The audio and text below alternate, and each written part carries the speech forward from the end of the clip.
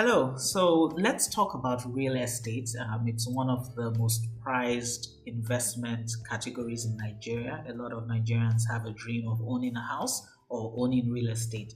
So in this module, we're going to talk about the different types of real estate investments. We'll look at the pros and cons, and then I'll give some preliminary advice that could help guide you in making a real estate investment decision. So the place to start from is to read an article on my website at www.subomiplumptre.com/property. I've taken some time to do a deep dive into the subject of real estate. So if you can read that first, just to get an overview, and then I will provide a summary in this course. Now, there's some points to note when you're thinking of buying real estate. Is the location rural or urban? Because that would of course affect the price and affect the selling proposition years down the line. So if you're thinking of buying real estate as an investment, if you buy in a rural location, obviously you're going to pay less. It's going to be cheaper for you, but that's the pro. But the con is you have to hold it long term so that the value of that location appreciates. And one of the major things to note is to look at the master plan of the state to see whether there are any major infrastructure projects that are planned for that area. Because if there are government infrastructure projects planned, then of course the value of that area would appreciate. Also, it could be a company, a corporate project. So maybe a company is going to site a factory not too far away, a bank is going to set up not too far away, a school is going to set up not too far away. So these are all planned projects that can increase the value of your land. So obviously, if you're going to buy land in a rural or undeveloped area, what we call virgin land, buy it relative to any future developments in that area, or if it's close to a particularly vibrant location and you feel that a lot of the location is going to become a satellite town for the major development, that it's not too far away. So that's what to look out for. For urban land, obviously the price is going to be more expensive. So at this point, is it worth the price point? Is the value going to appreciate? Obviously, you already have utilities for urban land. There's already water in the area. There's already electricity in the area. So for a lot of people who buy urban land, it's because they're planning to flip it short term. So maybe you're planning to develop it, build something on it, and then sell almost immediately. So it's a focused investment. It's not something that you're really planning to hold long term. While rural land is something you plan to hold long term. So by the time development eventually catches up to that location and the value appreciates, you can then sell. Now, ask yourself, or find out rather, what kind of documentation is available. For a lot of community-owned land, all they have is a government gazette. So the House of Representatives in that state has met and they've allocated that portion of land to the community, so they have a claim, a recognized claim to that land. So if that land has been properly gazetted, you're good to go, but you need to be sure you're negotiating with the head of the community, because there are a lot of middlemen involved in land sales or land purchases. So even if there is a recognized gazette and you have verified it, are you really negotiating with the head of the community, or are you negotiating with hundreds of family members and intermediaries? And your lawyer really is the one who verifies this. It's not something you do as a layman. You need to have someone who is familiar with land purchase issues to negotiate on your behalf. Sometimes people only have a receipt, so they don't have anything else beyond a receipt. It's still valid depending on the kind of land it is. If it's a land that is free from any government encumbrances, your lawyer has done a search and there really is no government claim to the land, and you have a verifiable receipt stating that you bought it from the recognized community, it's still valid. You can still go ahead and process more formal documentation. So if it's a receipt, you just have at the back of your mind that there's an additional cost because you're going to be the one to process the formal documentation. So take that into consideration when you're buying. Is there a deed of assignment? This obviously is preferable, where you have a legal deed of assignment that shows that that land was legally passed from the recognized owner by the state to you. So a deed of assignment is a good documentation, so you're sure that the land that you're purchasing was passed from the legal owner to the current owner. So that's also a good documentation to have. And sometimes when you're buying land from the community, your lawyer will then insist that you're given a deed of assignment just to document the legal provenance of that land. Sometimes you have a right of occupancy. So for those who bought land in Abuja, you typically be given a right of occupancy. And then for those who bought land in some other states, directly from the government, you will be given a certificate of occupancy.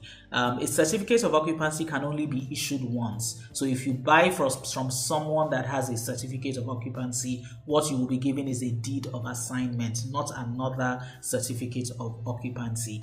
And once you've been given a deed of assignment, at that point you can get a governor's consent for that land sale to be perfected, because the governor always has to sign off anytime there's a change of ownership of land from one person to the other. Remember, in Nigeria, based on our Land Use Act, and I suggest you actually read the Land Use Act, all government in Nigeria is owned by state governments, and they need to sign off on every transfer or sale of land if you want the highest level of protection.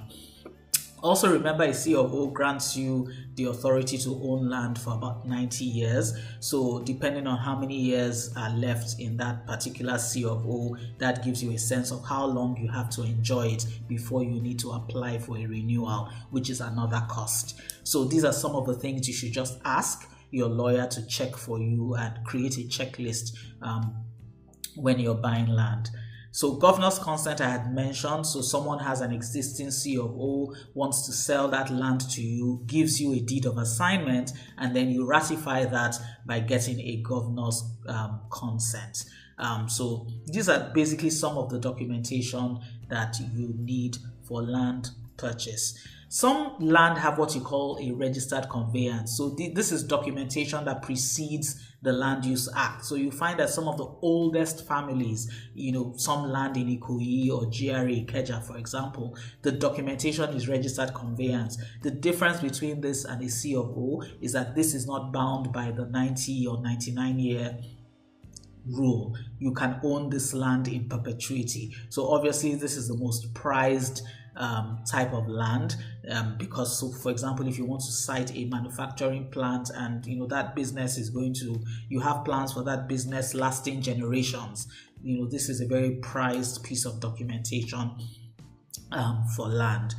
So registered conveyance is another type of title, and if you happen to find one, it's highly prized. Okay, now, have you verified the location, the size, and the documentation? Again, this is what your lawyer does. So particularly for lands that you hope to hold for a very long time, especially if it's a very large piece of land, you can't just take the size that is stated on the documentation, because sometimes some owners are not even aware that their land has been encroached on by their neighbors. So a lot of times what will happen is that your lawyer will get an independent surveyor just to be sure that the dimensions are what is stated in the documentation. Okay, and then sometimes some land, they don't have registered surveys, and a registered survey is one of the things you need when you're applying for government ratification of your land. So in that case, you still need to do the survey and register it with the Surveyor General. Now, ask yourself, is it an investment, inheritance, or emotional need? So for example, if you're going to buy a house or build a house, buy land and build a house, are you doing it as an investment, in which case you want to sell it over time? Or are you doing it as an inheritance, something you plan to leave for your children? Because buying land or buying house, you're tying capital down, and unfortunately in Nigeria there are not that many ways you can unlock the capital in land unless you get a loan and then you mortgage your house, you use your house as the collateral for the loan. So unlike internationally, where if you want to buy a piece of land or a house, you simply put a small percentage down, and then you can finance that house with the bank at single digit rates. In Nigeria, you literally have to tie down money or get a mortgage from a primary mortgage institution or a secondary mortgage institution, and sometimes those processes are not as straightforward. So you need to ask yourself, are you buying because you want to sell in the short term? Are you buying because it's something you want to leave for your children? Or do you just simply want a home of your own, which is valid? Buying, as an emotion, to satisfy an emotional need still makes sense. And like I said, when I was talking about the 20 principles of investment, look for the cheapest sources of funds. So if you can get a mortgage, go ahead and apply. Don't assume it's going to be hard. Don't assume it's going to be difficult. Ask, go to a primary mortgage institution and ask what are the processes for applying for a mortgage. You may actually be surprised that you have all the required documentation. And then look at the rates. If the rates pay you, you don't necessarily need to tie down money, a lot of money at once. Okay. Now, here are real estate categories. I've talked a little bit about virgin land. Takes about 3 years to realize value. Usually the price point starts about 1.5 million because I've included fencing and documentation. So even if you see land that is 250,000, say in Ogun State, you still have to fence that land to delineate your boundary and your territory. You still need to get whatever documentation, pay your lawyer, pay the government. So by the time you add all of those other costs, you need to really calculate how much it's going to cost you in total. So your minimum price point can end up being about 1.5 million by the time you look at all these other costs. In some places, especially if you buy land in an estate, you'll be asked to pay development levy. So these are all costs that you need to factor in. The development levy helps to pay for public works, roads, water, electricity in that particular piece of land. But the value appreciation is good for virgin land if there's planned development in future. So in 3 years, the value of your land can be over 300% of what you paid. So there are people who just specialize in virgin land. They look at the master plan of the state, determine where future infrastructure or future development or future projects are going to be, and then buy land along the path of development. You have real estate investment trusts.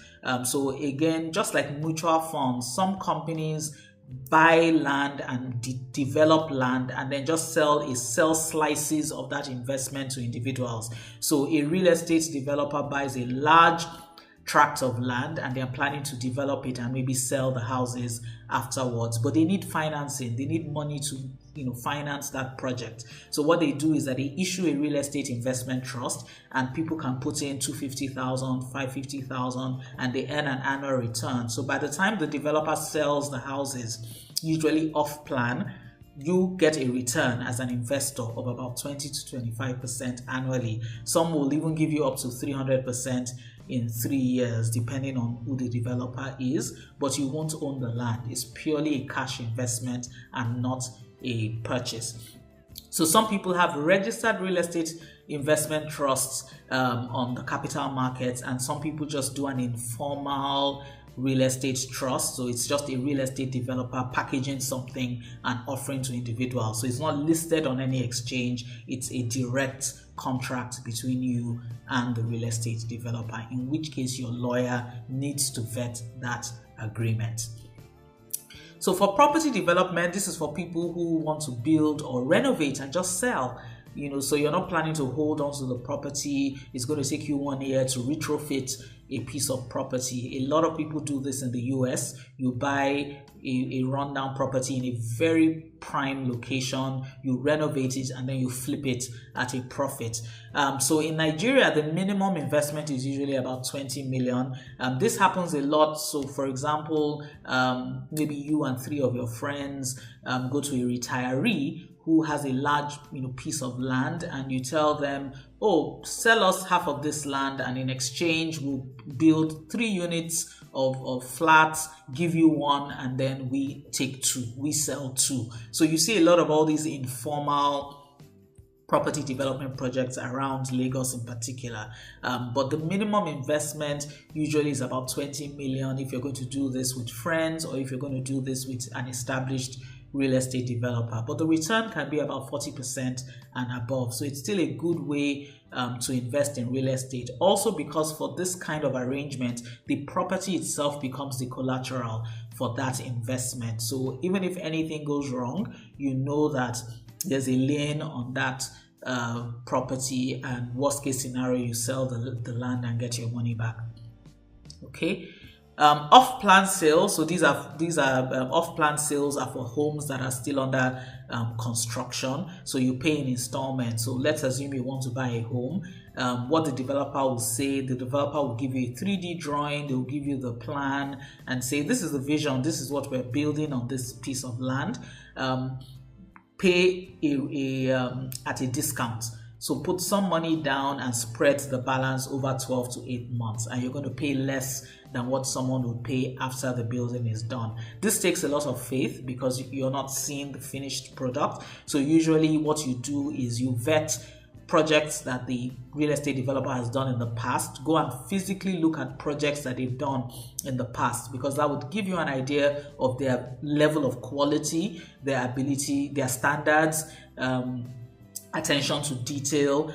Ask about them in the market. Do projects typically go over the timeline or go over budget? So what your lawyer is doing for off-plan sales is they're looking at the antecedents of the real estate developer, also checking, are they properly registered? Who are the directors? Are they going to run away? So those are the kinds of things your lawyer will be checking. And then sometimes for off-plan sales, you can also insist on a performance bond. So if they overrun, what is the penalty?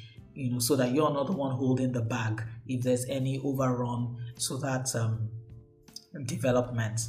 Okay. There are other categories: rent to own mortgage. So these are informal mortgages by real estate developers. So what they do is, instead of you paying upfront for a home, they will allow you to spread the payment monthly. So in other words, you're paying rent, but the idea is that if you pay the rent consistently over a period of years, you then own the home.